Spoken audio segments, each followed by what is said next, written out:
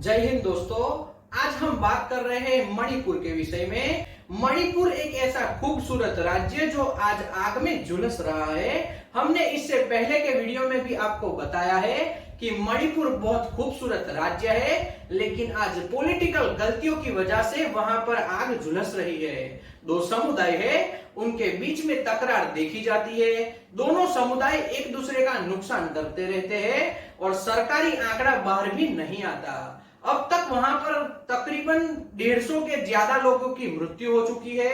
70,000 से ज्यादा लोग अपने घर से निकल चुके हैं, यानी कि उनके घर जला दिए गए हैं। वो सेंटर में रहने के लिए मजबूर हो रहे हैं। इससे ज्यादा 56 से ज्यादा गांवों को वहां पर जला दिया गया है। मैं एक ही बात कहना चाहता हूं, वहां के मुख्यमंत्री ने जो अब तक बयान दिए उससे वहां के लोग बहुत नाराज है। ताकि अभी एक ही डिसीजन केंद्र सरकार को लेना चाहिए और तत्काल प्रभाव से राज्य सरकार को बर्खास्त कर देना चाहिए। सभी मंत्रियों को वहां से हटा देना चाहिए, मुख्यमंत्री को वहां से साइड पे कर देना चाहिए। तब ही जाकर मणिपुर में दंगे रुक सकते हैं। इसी तरह का कुछ माहौल सुब्रमण्यम स्वामी जो भाजपा के सबसे बड़े नेता है, उनके द्वारा भी एक बयान आया है। उन्होंने अपने ट्वीट में बताया है, अब समय आ गया है कि बीजेपी की मणिपुर सरकार को बर्खास्त कर दिए जाए और संविधान के अनुच्छेद 356 के तहत केंद्रीय शासन लागू कर दिया जाए। अमित शाह को खेल मंत्रालय भेज दिया जाए। इस तरह का कुछ बयान सुब्रमण्यम स्वामी के द्वारा इस वक्त दिया गया और इस बात से आप समझ लीजिए कि सुब्रमण्यम स्वामी अपनी केंद्रीय सरकार से कहीं ना कहीं नाराज दिखाई देते हैं। उनका भी मानना है कि मणिपुर में केंद्र सरकार को अपना शासन लागू करना चाहिए और वहां की राज्य सरकार को तत्काल प्रभाव से बर्खास्त करना चाहिए ताकि वहां पर दंगे रुक सके। अब हाल ही में एक न्यूज दिखाई देते हैं कि वहां पर भारतीय जनता पार्टी के नेता, मंत्री और सभी कार्यकर्ताओं के घर जलाए जाते हैं। अब यहाँ पर बात आ गई कि जिस राज्य में जिस पार्टी की सरकार है, उन्हीं के नेताओं के घर जलाए जाते हैं। यानी सीधी तौर पर समझिए कि वहां के लोग इन सरकार से कुछ ना कुछ तरीके से नाराज चल रहे हैं। तो एक सीधी बात है, वहां पर राष्ट्रपति शासन लागू किया जाए ताकि वहां के लोगों को जो दिक्कतें हो रही है, वहां के लोग जो सरकार से अभी दूरी बनाकर रखते हैं, वहां के लोगों की सरकार से जो नाराजगी है वो साइड में हो जाए और वहां पर दंगे रुक जाए।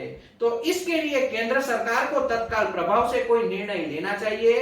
राष्ट्रपति को बताना चाहिए कि वहां पर राष्ट्रपति शासन लागू किया जाए। अब तो यहां तक बात पहुंच गई कि अगर राज्य में किसी पार्टी की सरकार होती है तो उनके नेता, मंत्री और सब लोग सुरक्षित होते हैं, लेकिन अब मणिपुर में जिस पार्टी की सरकार है उसके मंत्री और नेता भी सुरक्षित महसूस नहीं करते।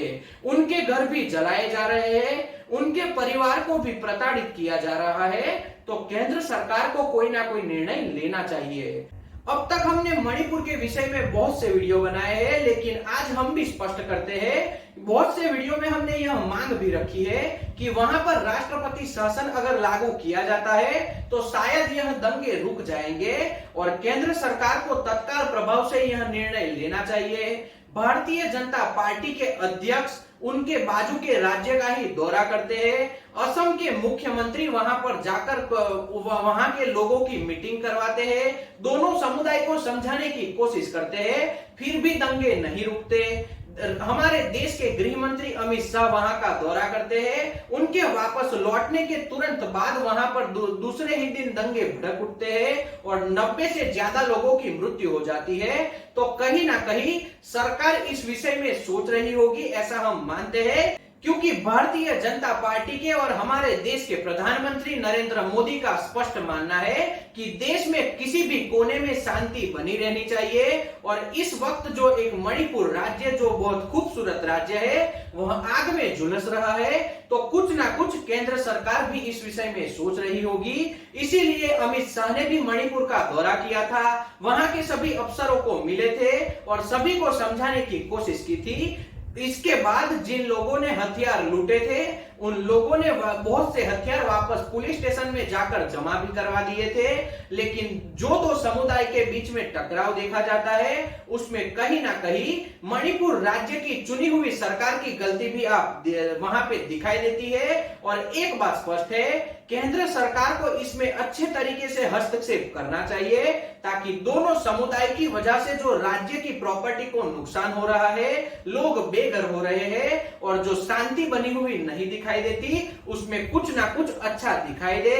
और केंद्र सरकार को सबसे जल्दी एक निर्णय लेना चाहिए, या तो वहां पर राष्ट्रपति शासन लागू करना चाहिए या फिर केंद्र सरकार को मणिपुर राज्य को अपने अधीन ले लेना चाहिए ताकि केंद्र सरकार खुद ब खुद अच्छे निर्णय ले सके और वहां की जो चुनी हुई सरकार है उसे तत्काल प्रभाव से हटा देना चाहिए ताकि वहां के लोगों के बीच में जो सरकार के साथ अनबन देखी जाती है उससे वहां के लोग थोड़ा समझ सके और केंद्र सरकार के अधीन आने से वहां के लोगों को सुरक्षा महसूस हो। यही मणिपुर के लोगों की भी मांग है। वह मणिपुर के आम नागरिकों के द्वारा दिल्ली में गृह मंत्री के घर के आगे जाकर मांग भी की गई कि वहां पर केंद्र सरकार हस्तक्षेप करे, केंद्र सरकार अपना शासन लागू करवाए या फिर राष्ट्रपति शासन लागू करवाए ताकि वहां जो दोनों समुदाय के बीच में टकराव है वह अभी बंद हो जाए और एक हमारा खूबसूरत राज्य बच जाए। तो आज के वीडियो में हमने 2-3 बातें बताई, मणिपुर में किस तरह से शांति बहाल की जा सकती है, किस तरह से केंद्र के भारतीय जनता पार्टी के ही मंत्री सुब्रमण्यम स्वामी ने अमित शाह के ऊपर प्रश्न खड़े किए हैं और इससे विपरीत अगर प्रधानमंत्री नरेंद्र मोदी चाहे तो मणिपुर में किस तरह से शांति बहाल कर सकते हैं। और हम यह भी मानते हैं कि शायद प्रधानमंत्री नरेंद्र मोदी इस वक्त यहां देख भी रहे होंगे कि मणिपुर में किस तरह से शांति बहाल करवाई जाए। तो आज के वीडियो में इतना ही। जय हिंद।